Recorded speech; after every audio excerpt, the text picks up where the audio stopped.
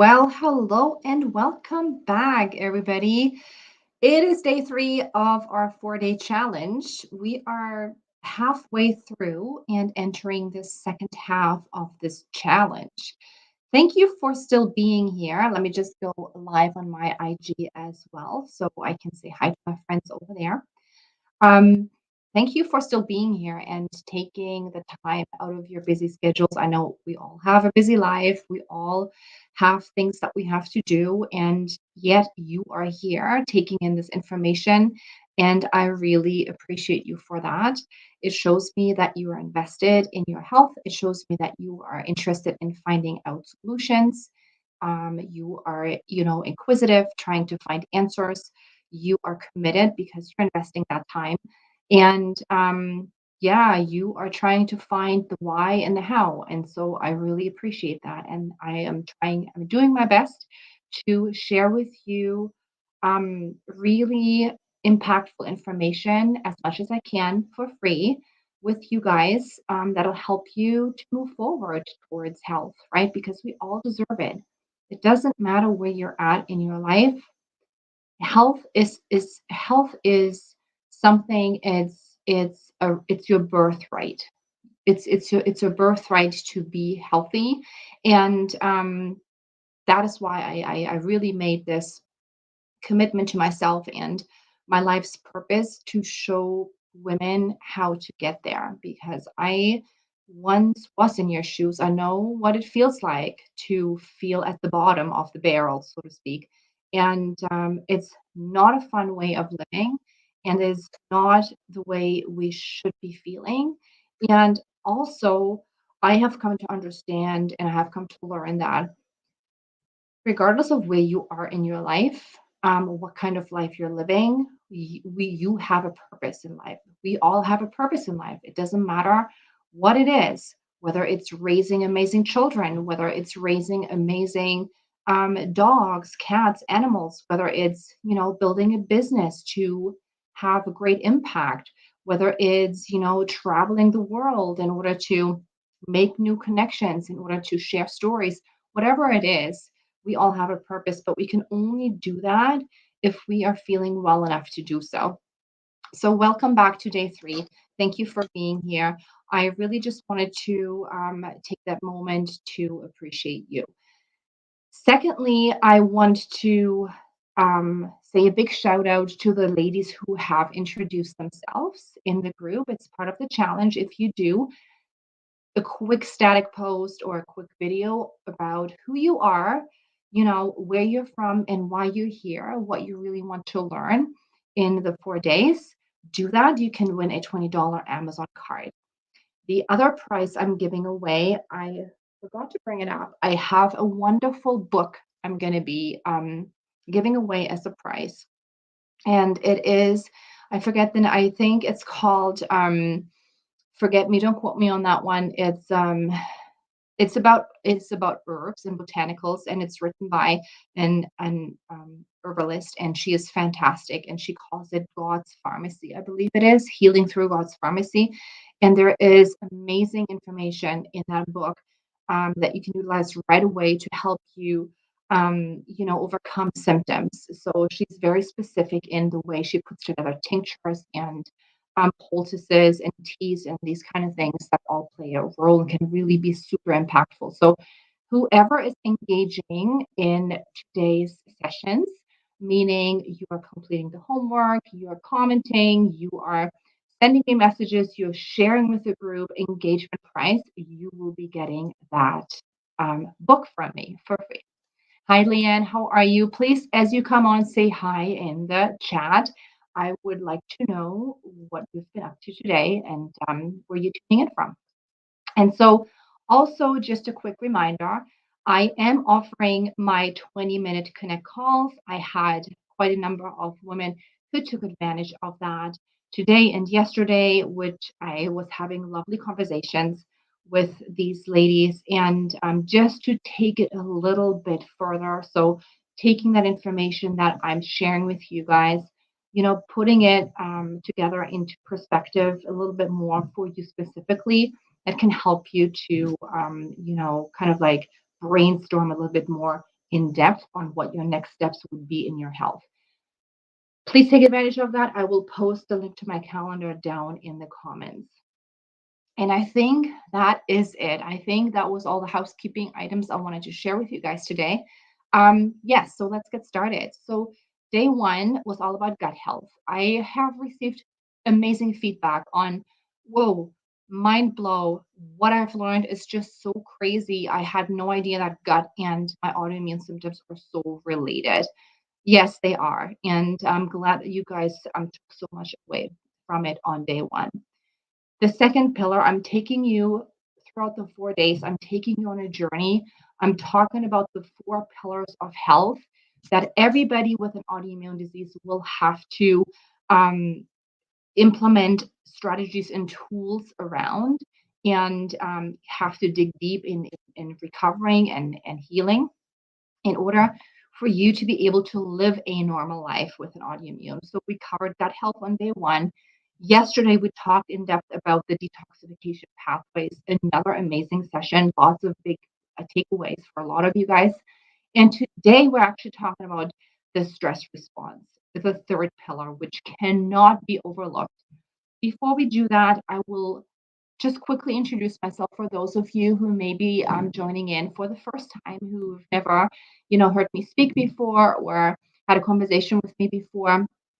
My name is Cordula Marshall. I'm a certified holistic nutritionist. I went to the Canadian School of Natural Nutrition. I'm 45 years old. I was diagnosed with Hashimoto's at age 32, and PCOS around about that age too, a year later. Or no, it came before. The PCOS came before, so 31, and then 32 with Hashimoto's.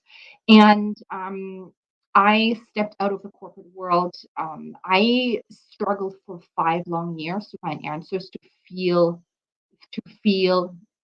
energetic, to have no more brain fog, to have my GI issues under control, to be in control of my life and not having the disease control my life. So that was really the purpose that I had in how to find out. And for me personally, that journey looked like that I had to go back to school. So I actually had to invest in education in nutrition school because I was just not finding the answers that I needed to help myself. And so I decided if nobody else can help me, I will help myself by getting that right information. So that's what I did. I went out there and I invested in myself, and I got all the information, and I was able to start to implement tools and strategies, understood how the body works, how autoimmune was related to so many different symptoms. And this is what I do now. I started to step out of my corporate job and now have decided to a few years ago to support other women who want to do the same thing, nutritionally with whole foods and lifestyle changes. All right. Okay. So let's get started. Enough from me. Let me know what you're drinking today. This is actually part of my session today. So I was going to share with you if you're having something to drink right now. Let me know in the comments what it is. Mm, For me personally, what I'm drinking right now is actually a reishi mushroom tea. Okay. So reishi mushroom, I don't know if you guys can see it here. Reishi mushrooms are amazing adaptogens. Okay. So we are going to be talking a little bit more about adaptogens later on in the session. Yesterday, actually, what I was drinking, I was going to share with you too, is another tea, which I also love. I absolutely love this tea. I can only recommend it. I think you guys will love it too. It's delicious. So it's called holy basil, right? It's a loose tea. It's called holy basil. Okay. And again, another adaptogen for adrenal health. So let's talk about it. Okay. Stress and how the stress response is actually physically making you sick, and just aggravating inflammation in your body. All right. So take out your workbook. Today we are on day 3 of the stress response. And the topic is, let's truly understand the physiological response to chronic stress and how it keeps your inflammation and symptoms cranked up and just burning. All right. If we're not addressing the stress response, we can do anything we want in the world. Your inflammation will keep raging in your body. There are different pillars under the stress response, which I'm going to go into a little bit more in depth with you. And I hope that you understand how it all comes together. If you have any questions, you can always let me know. If you watch this in as a replay, hashtag replay, send me a message if you have any questions, or book yourself in for a 20-minute free connect call and we can talk about these things in more depth. Okay. Why stress? Why stress? So stress is stress is something that our bodies have developed or we're born with the stress response to keep us safe. That is number one to understand. Okay. So we need the stress response. We need to be stressed because if we were not getting stressed, then we would not have made it so far. Like humanity would not be around anymore, right? Because there is certain physiological responses that are happening when you're stressed that we need. So, but the issue is when we are experiencing those stress responses in our body, and back in the days, it was the tiger coming at us. Now it's the bills, right? Now it's financial pressure. Now it's the way of the world. Now it's our children worrying about our children. Now it's 10,000 emails waiting for you in your job for the next day. This is what we're dealing with in our modern world as the stress response, right? Same physiological response, which I'm going to be talking about, and I'll tell you what it actually does in your body so you can make that connection. So, stress response is needed, right? So, because we need to have that extra energy in our system in order to deal with that stress response, right? We need to be focused. Our brains need to be focused. We need to be we need to have fast a quick reaction to something to keep ourselves safe. So there's lots of energy that is being mobilized into our muscles and into our just fight and flight response. But what is not being mobilized is the rest and digest phase. So, what is not being mobilized is digestion and absorption. In fact, oftentimes the physiological response to stress is from a GI perspective is that you're actually purging. You when you're nervous, you have diarrhea, right? Or when you have like a presentation coming up and you're not used to it, it's stressful for you. You have diarrhea, you just let it all go because your body needs to empty itself, right? Because it's not focusing on digestion. Stomach acid slows down, right? Because again, digestion is being shut off during a stress response.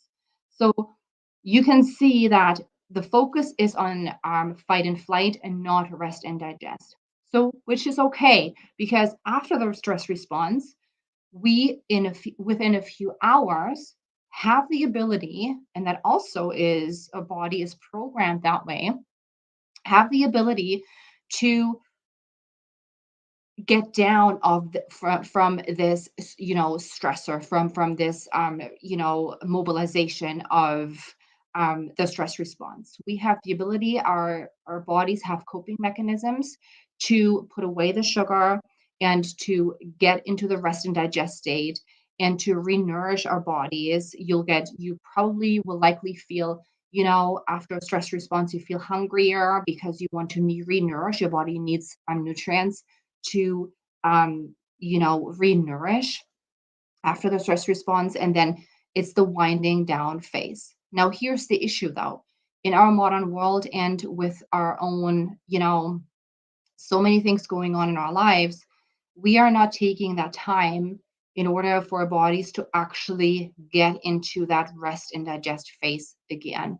Okay, so which means that the stress response you're experiencing is very easily becoming chronic. So you're not allowing your body to become relaxed again afterwards and let it do all the things that it needs to do in order to get back to status quo. And this is detrimental because this is just keeping you in the fight or flight state, which has all of these um, results and the chronic stress response we're talking about have all of these results that I have listed on day 3. So, which we're going to talk about. Number one important thing to understand is cortisol production in your stress response. Cortisol production. Who in here, let me know knows what cortisol actually does in your body from a physical, standpoint. Like what kind of effect does cortisol have on your cells, on your body? I would like to know if that is something that you are aware of. And then I will go into it a little bit more. All right, let's see. Okay, so I have Leanne. What is she drinking? She's drinking homemade juice, carrot, celery, apple, celery, ginger, lemon. That sounds delicious. Good for you. And somebody else is eating dinner, which is split pea soup. That's delicious. Split pea soup. It's great. It has lots of minerals in it. I love it. Okay, awesome. So the cortisol response. Cortisol is our stress hormone. Cortisol is being produced in our adrenals. Okay. You all have heard of adrenal fatigue, right? There's different stages of adrenal fatigue. And the cortisol production happens in the adrenals. So the cortisol production is dysfunctional when we are experiencing chronic stress, which we are with an autoimmune. Now, when our adrenals are pushing out the cortisol into our system, the effect the cortisol has on our system is it's the trigger of our body to release sugar into the bloodstream. Stored sugar, the first thing comes from the liver. So we talked about the liver yesterday. Remember how important the liver is. The liver stores sugar for us, just like the muscles, but the liver stores it first. So you have to understand this. For all of you guys who have issues with fatty liver, you will have an aha moment in a second and understand how much stress and cortisol is involved in that reaction. So cortisol triggers the liver to liberate sugar into the bloodstream because, again, remember, it's stressful. So you have to be on alert. You need that energy in order to fight, flight, react, focus, whatever it is. So that sugar is being liberated into your bloodstream in vast amounts, right? So a lot of sugar is coming in. So what does that mean? Well, in best case scenario is you're using that sugar for your action that you need to be taking in order to overcome that stress response or that stress trigger. Right? You have to do your thing. You have to run, you have to fight, you have to do whatever it is, right? To deal with that trigger. But unfortunately, in our modern world, there is not much physical activity happening when we are experiencing a stress response. Give me a hands up in the comments if you agree with that, right? So, what do we do when we are being stressed, because of relationships, because of our boss yelling at us, because of all the thousand email that can't be addressed, because of our kids in the background, because of, and we're trying to work. There's so many different reasons why we are not physically, we're mostly sitting. So this sugar is not really being used up for its purpose. However, it's there. So it needs to be put away because really high blood sugar can kill you, right? So the body is um, really in a place where it has those systems put in place where it can now put that sugar away again. Okay. So, and I will tie in the energy and the fatigue in that in a second. So you understand why this is so important for, feeling energetic again as well. So the sugar is being put away by insulin, right? So insulin comes in now from your pancreas, and insulin carries those sugar molecules back into the cells, right? So it puts it away again into the cells. It's going to try to put it away into the cells in your body, and It knocks on the door, the insulin knocks on the door and says, "Hey, listen, there's sugar coming in, energy. Can you please take it because we can have it in the bloodstream?" And typically the cells say, "Yes, sure, come on in." Like we need the sugar for our metabolism and doing our job and all these things. However, think about chronic stress. Think about this person who comes to your door and knocks on your door once. You open the door and you have a conversation. If this person comes every hour, what are you going to do? Are you going to keep opening the door and because this person wants to, talk to you and wants to sell you something maybe? No, at one point, you're keeping that door shut, right? So, this is exactly what happens when you're chronically stressed with a sugar response and the cortisol. Blood sugar is constantly flooding. Sugar is constantly flooding your blood. Your body is trying to put it away in the cells. It's constantly knocking on the cell's door. At one point, the cells say no more.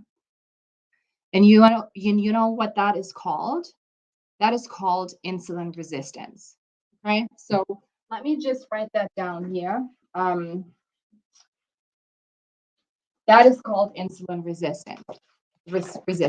So there is honestly very rarely do I have do I work with somebody or speak with somebody who does not have some level of insulin resistance.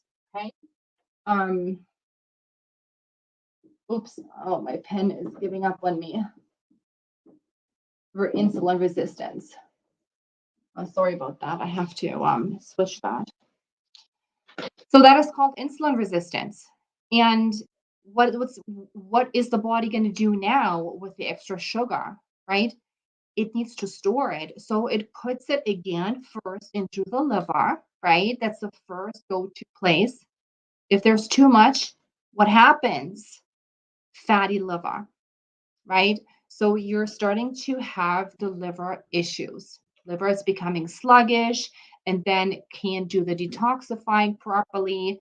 Um, and all of these things, like we talked yesterday. So Leanne is asking this caused weight gain. Very good question. This is the next point here on this sheet in your workbook.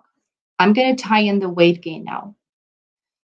So remember, cortisol, you know, sugar into your body, insulin resistance, body's trying to put the sugar away. First go to is the liver. When the liver had enough, where's it going to go next? Next, it's going to go into fat cells. And research shows the reason as to why is not really clear. There's different theories as to why, but it the majority of the storage of the sugar in from caused by stress is being stored around the abdomen and the hips. So this is people say it's because, or some scientists say it's because it's more readily available than anywhere else in the body, but it's not really clear. But it's a fact that chronic stress causes insulin resistance, which can cause, your abdominal fat to grow. So if you are, let's say, you know, slender, but you have just, this ring around your abdomen, that is stress. It's simply stress. And so this is where that's where the weight gain comes in. Okay. And I hope that answers your question. So and then when you are also dealing with Hashimoto's Hashimoto's thyroiditis, um, you have that reduced, metabolism, because of your hypothyroid state as well that you're going into from time to time, which makes it even harder to burn energy on a daily basis, which can also, increase weight gain at the same time. So I hope this makes sense. Now, let's talk about adrenal fatigue. So, and with adrenal fatigue comes um and lack of energy. Adrenal fatigue, there's a direct connection to the severe fatigue that we're starting to experience if we have been going through this chronic stress response for too long in our lives. So adrenal fatigue is really when the adrenals, it's honestly it's a term that has been used too much, I think, because adrenal fatigue really is it's three different stages of adrenal fatigue that you can get into. And if you're in stage three of adrenal fatigue, you're basically, you cannot function anymore. Like your cortisol doesn't even rise anymore. Your cortisol is flatlined, and there's there's not much you can do anymore. But so there's three different stages, and stage one is really when you are, and I find that a lot of women who I work with and come to me and that I see in this world, and honestly, myself included, if I don't catch myself, because there's a lot of women, you know, us as women, we always believe that we have to take care of everything and everybody, and that we're not allowed to say no.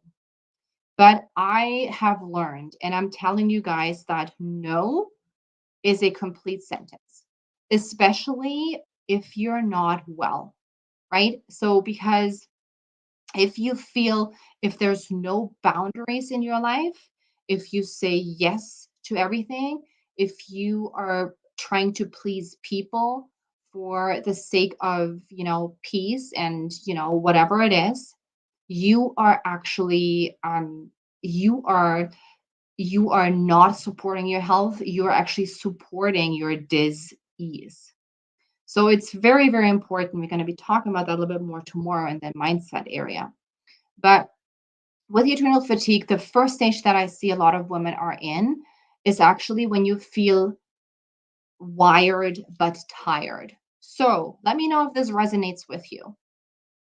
Number one, it's very hard for you in the morning to get out of bed. So the way cortisol works is, cortisol wakes you up in the morning. It's the hormone that wakes you up in the morning.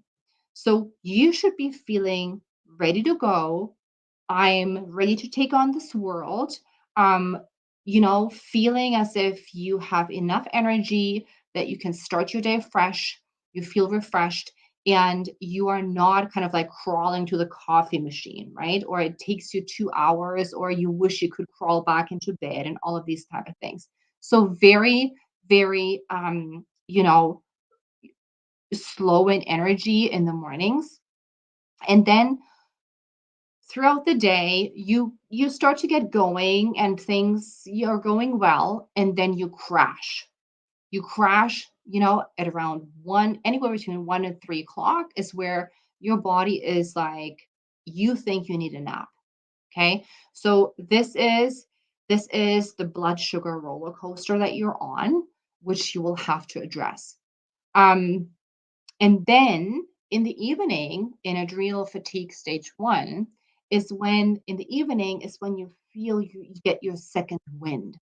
So all of a sudden, say come 6 o'clock in the evening, now you're feeling alert. Now you're feeling as if the brain fog is finally lifting. Now you're feeling, oh my goodness, I can do all of these tasks and chores that I wasn't able to do throughout the day. And that is when you do when you actually do all the things because you weren't able to do it throughout the day because of your lack of energy. So let me know if this resonates with you. This was me, and this is what I see so much. If you are not listening to your body, if you're not starting to create some sort of rhythm in your life with with a proper stress response, you're really going down that rabbit hole of doing these things in the evening, and fueling your body with caffeine and everything in the morning. You you're going to be setting yourself up for more and more inflammation because your cortisol levels are all over the place to one point where your adrenals say, we can't deliver anymore. We only have so much to give, and we can't give anymore. So, and this is when you actually see that the cortisol is starting to drop, right? And then this is when you see the antibodies to rise. And this is when you see that your energy is starting to increasingly become lower and lower and lower to a point where you're not even getting those second wins anymore at all. Okay. And this is when you're drifting into more and more adrenal fatigue. Okay. Um, so this was me. I see somebody here say in the comments. Yes, it's very, very common. But the good news is that you can do something about it. There was one thing I was also going to tell you about. One more fact actually that is interesting. It was interesting to me. So I'm going to share it with you. I'm not sure if you guys find it also interesting. But we talked about the gut, remember, on day one. And remember how I said that your gut is a living organism, really. So, or trillions of living organisms are living in your gut. Your gut is actually more microbes than human DNA. And so the gut and the brain have a communication going on a daily basis. And the stress that you're perceiving, right, which your brain cannot define whether it's real or whether it's imagined. The stress response, excuse me, the stress response is happening. And guess what?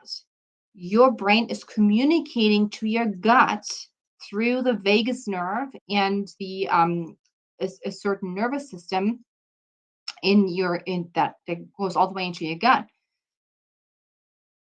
that you are being stressed and your microbes are actually reacting to that. So your microbes in your gut are reacting to the stress response by number one, becoming more aggressive. I know it's crazy.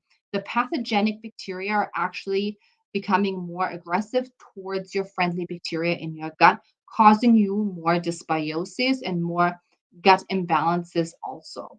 So stress has just such a huge impact on all types of different levels in our bodies, just fueling the inflammation on all of these levels. But the one key point, the one takeaway I was going to share with you today is that the blood sugar is always an issue that is caused by stress slash cortisol in your bodies. Okay. So that is really, really important. Now I really wanted to veer off a little bit into sleep and energy, right? Because sleep is something that we need in order to produce energy, to have good energy. And I wanted to give you some tidbits here to kind of like chew on and make that connection to food and stress and energy. Okay. So we all know that we produce melatonin, right? Our bodies produce melatonin. Thing is, melatonin can only be produced when it's pitch dark. Okay. So there's a specific gland in your brain that actually produces melatonin, and it can only do that when it's pitch dark. And unlike to popular belief, melatonin is not being produced like in or in big amounts before you go to sleep. Melatonin is actually produced, the majority of it, in the middle of the night.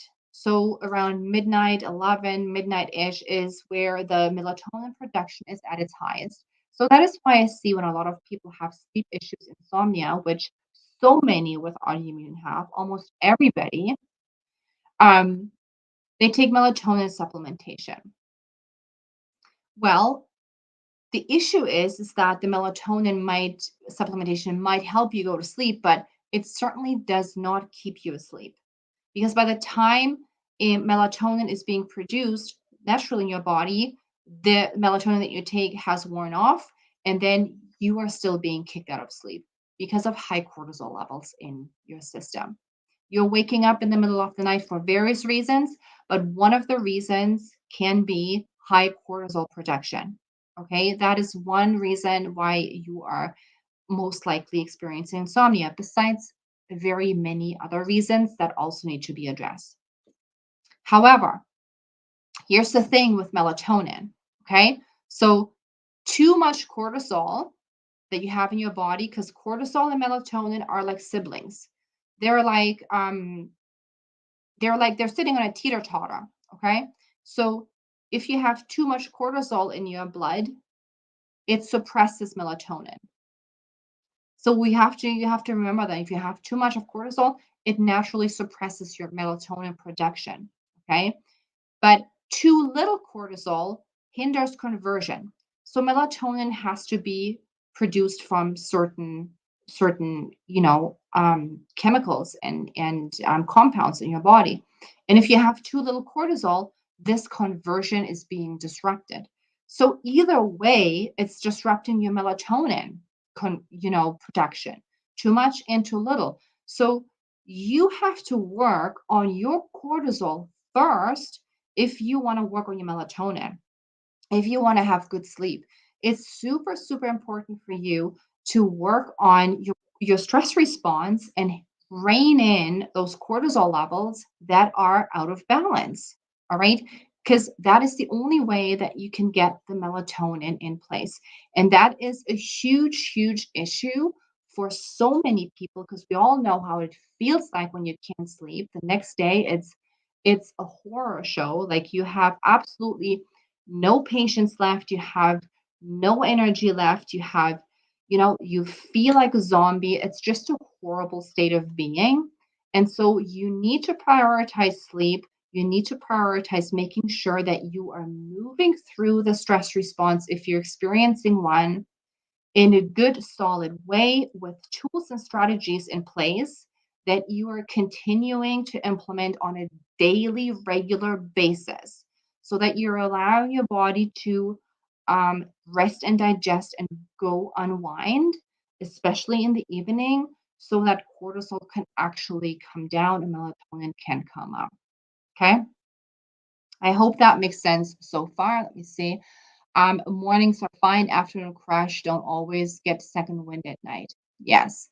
So, you're starting to see that you are shifting into that direction, right? So it's just becoming intuitive also, and understanding that how the body's functioning, and then changing your routines and strategies around that, and making sure that you are creating that lifestyle that is conducive to you creating balance in your body, creating cortisol, healthy cortisol, melatonin levels in your body. Okay. So it has to be a priority. One thing I was also going to mention to you guys is that how is melatonin produced in the body? Okay. Let me know, give me a hands up if you know the precursors to melatonin. Do you know how melatonin is actually what melatonin needs in order to be produced by the body? If anybody. If not, that's okay, because I will tell you now. Melatonin is the end result of protein. Hey, Kim, how are you? Hey, Michelle, thanks for joining. It's linked to vitamin D. Yeah, it is. In a way, it is. But the the really the components that your body need in order to make melatonin are: number one, protein. Number two, specifically tryptophan, which is an amino acid, a specific amino acid. Tryptophan turns into 5-HTP.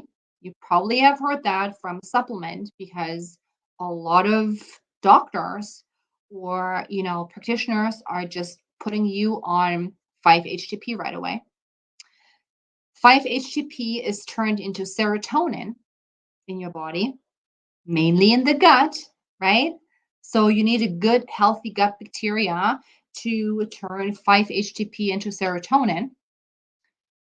And from serotonin, melatonin is produced. So see those steps that your body needs to take to break down all of these things to create melatonin. See how many areas can be off or out of balance for you to create melatonin. It's incredible. So you will have to find for yourself, sit down and become in tune with your body and look at how you eat, what you eat, and ask yourself, do I eat enough protein a day? Do I eat protein that contains tryptophan? Do I create 5-HTP, right? Do I have, how is my gut? Is my gut out of balance? Like, do I maybe have issues with converting 5-HTP into serotonin, right? And so you can really take a look at, okay, so I need to work on my gut. I need to maybe work on my digestion and absorption in order to break down those proteins, right? Those go back to day one of the gut health area, which comes in LinkedIn. It's so important in creating good, healthy, proper melatonin levels and your gut bacteria. And then remember that too much cortisol naturally suppresses melatonin. So we have to always work on the stress component at the same time, right? Um, Tryptophan to serotonin levels. So getting tryptophan, converted into serotonin levels is highly dependent on iron. So it was funny because on day one, or not funny, but interesting because on day one, I asked you guys, we talked about minerals and how important minerals are. And I had a conversation with a lady inside my group saying, oh my goodness, that was the biggest eye opener. I realized that I am not getting enough minerals into my diet.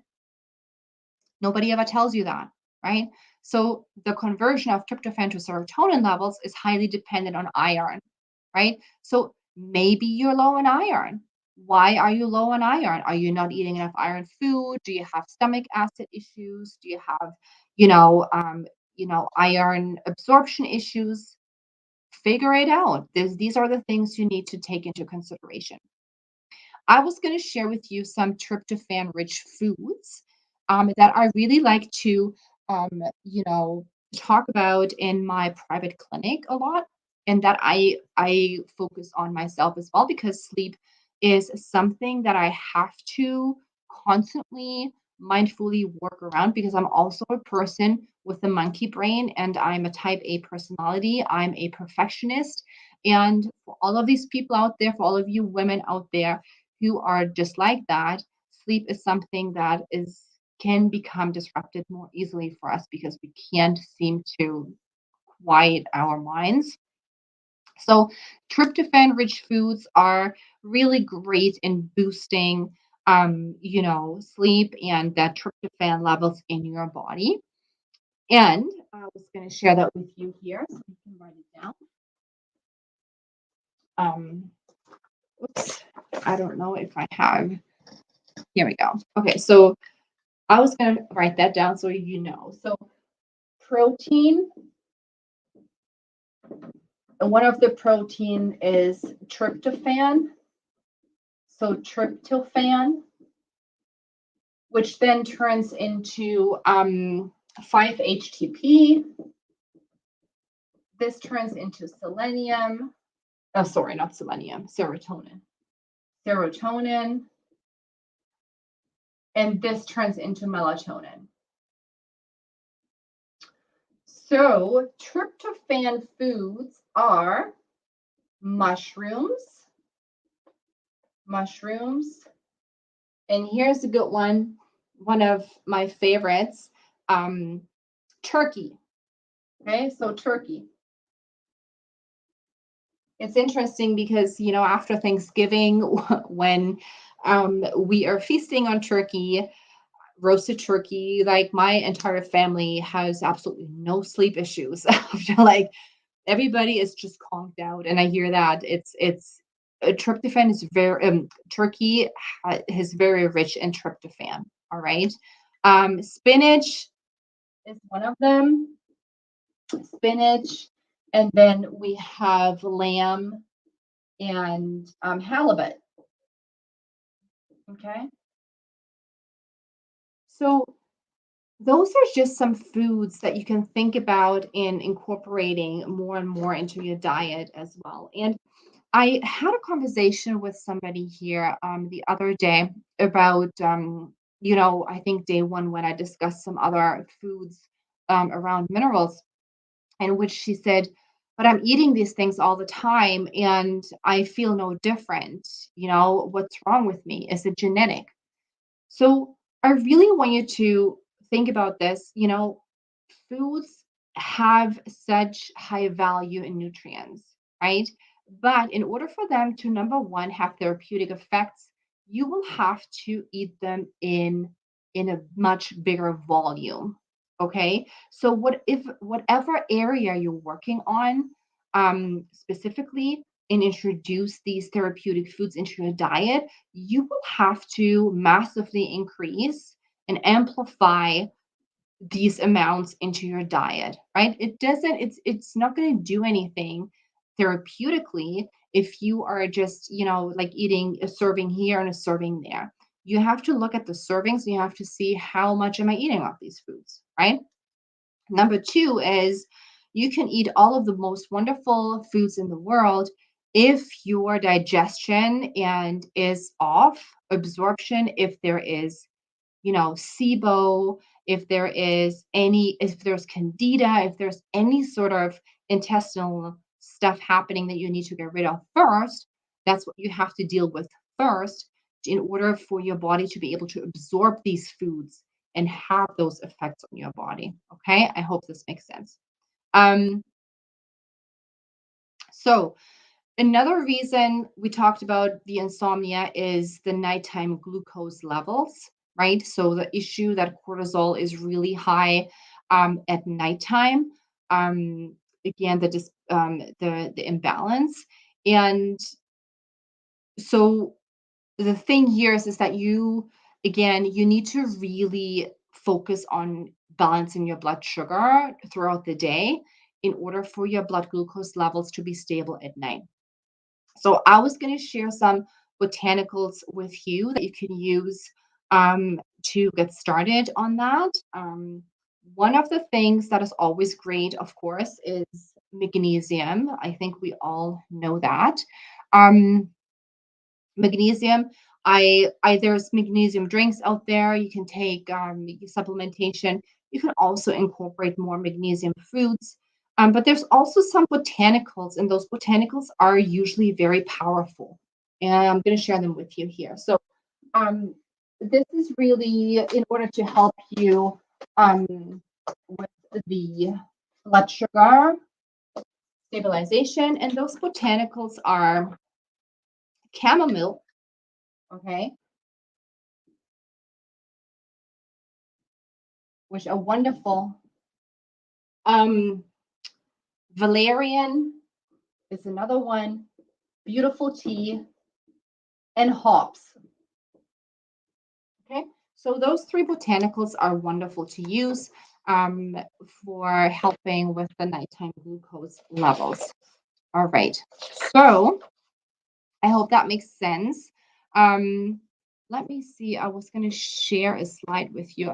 I have one question here or one comment. I used to have a bacteria called Clostridium difficult, and it was messing up with my good bacteria. It's clear now. Yeah, so it's sometimes it's just one pathogen that is slightly overgrowing, whatever it is. Sometimes it's more than that. There's stool tests you can take, but it's really important to get the gut into a good balance. So let me just share my screen with you one time on Instagram. I'm going to walk you through it. It's basically reactive hypoglycemia, meaning that when you eat something, your blood sugar goes up because of the food that you're ingesting very quickly. Your pancreas, so your blood sugar rises very quickly after the meal. Your pancreas then pumps out the insulin, try to put it away into the liver. The liver is then storing that glucose. And if your blood sugar goes up too quickly, if it's not balanced enough, then it might dip too low during the day. And when that happens, then you are experiencing a crash in energy. And then you're also experiencing cravings because your body's like, oh my goodness, my blood sugar is way too low now. I need more sugar in my blood in order to keep my blood sugar back up. And that is when you experience those cravings. Then you reach to high sugar, usually high sugar foods, to bring up that blood sugar quickly, and then you are on that roller coaster. So this is what I mean by reactive hypoglycemia. That is the blood sugar issue that I see in a lot of women that can lead to fatigue, that can lead to cortisol disruption, adrenal fatigue, and the midsection weight gain. Okay, so I hope this makes sense. Um, do you suggest taking melatonin pill to help with sleep at night? No, I don't. So I'm pretty confident saying I don't. I know that melatonin is it's a for me personally, I it's a band-aid approach. It's not going to help you long term. It most of the time even doesn't help women to stay asleep, just like I said earlier in my video, because of all of these various reasons. So no, there's different ways of helping you to go back to sleep. And honestly, mostly it's you will have to create and support rhythm. You have to create support your circadian rhythm with lifestyle strategies. One of them, remember, melatonin is produced in pitch darkness. So, what do you need to do? You need to understand, how can I create an environment that is pitch dark? I myself, I was going to show you this. I don't have it here right now. Every night, I actually wear my sleep mask to really block out any kind of light source over my eyes and my pineal gland, right? So these are things that I coach everybody in my group and in my clientele in, because these are things that you need to implement in order to get this under control. Melatonin will not do the trick for you long term. Okay, so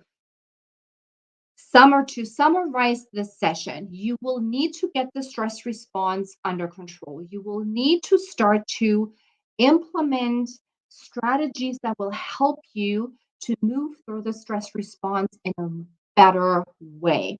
So, I gave you some foods that can help you with that. Another thing is the adaptogens that I like to support adrenal health a little bit. One of them is holy basil, which is fantastic. The other one is ashwagandha, even though I know a lot of people it's too stimulating, especially if you're in adrenal fatigue phase one. It's very stimulating, so it might not be the right fit for you, but for others, it is a great fit. So you'll have to listen to your body. Reishi mushrooms are amazing adaptogens, and my absolute favorite is Siberian ginger. So that is one of my absolute favorite adaptogens. Those are just some things you can add into the game, but the key takeaway is that you will have to become clear. You will have to, before you start taking action, you will have to understand yourself, know where your triggers are. You will have to assess yourself. You will have to, if that is something you should do, you need to write down which areas in your life are currently stressing you. You need to understand how your body is reacting to it. You will have to become very in tune of, you know, am I in a stress response? Because sometimes we are so immersed in our day to day that we are not even realizing anymore that we are acting from a stressful position. So deep breathing is one thing that you can do in order to intercept that stress response right away. There's an app, it's called Breathe, that reminds you to breathe in a certain time frame to take those deep breaths. But you will have to really analyze yourself. You have to become in tune. And then when you know what is triggering you, what you would like to change in your life, how you would like to your future self deal with the stress response in order to lose the weight that is caused by inflammation, in order to create better adrenal health, in order to have good sleep, then you can put these pieces into action. Some of them I just talked about. But it's really it's a process that you're starting. It's not something that you're doing overnight, implementing everything all at once. That's not how it's going to work. It takes time, and you will have to be very, very aware of what is happening in your body. And that is actually a really huge part of my group program that I'm running at this moment in time with my group. Is the first month, honestly, it's all about assessments first, becoming in tune. And it's interesting to see how women are starting to become aware of what is stressing them. I can give you one quick example. I know the time is almost up, but I'll give you one quick example of one of my clients who actually found out that just the meal planning in itself was stressing her. It was a stress trigger for her. So she didn't understand that it was actually just the meal planning that was causing her so much anxiety. And when we actually took the time and sat down and created, helped her to know how to put those meal plans together, and she had a clear idea of what she has to do, all of a sudden she felt such a relief around this issue. So, see what I mean? It's just really you have to become a little bit more aware of that. Okay. So, bottom line, stress causes you to gain weight. Stress causes your blood sugar to become out of control. Blood sugar is causing you a lot of inflammation in your body. It can cause fatty liver. It can cause, brain fog. It could cause a whole slew of, cell issues, like in terms of cell destruction, right? So it's really, really important. So the homework on for today is I'm going to share it with you, and you can share it with me if you don't want to share it publicly.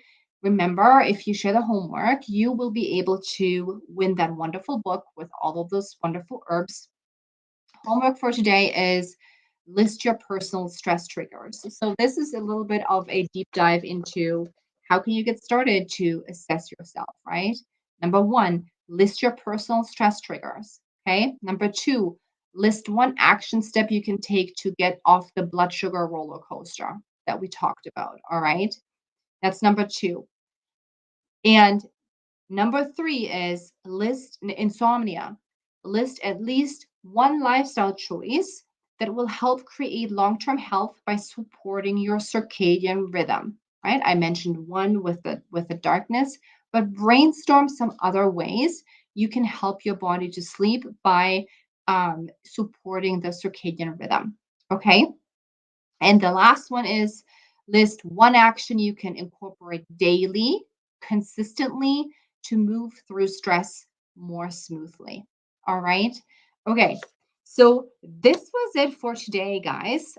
Thank you for joining. Thank you for engaging. Thank you for your questions.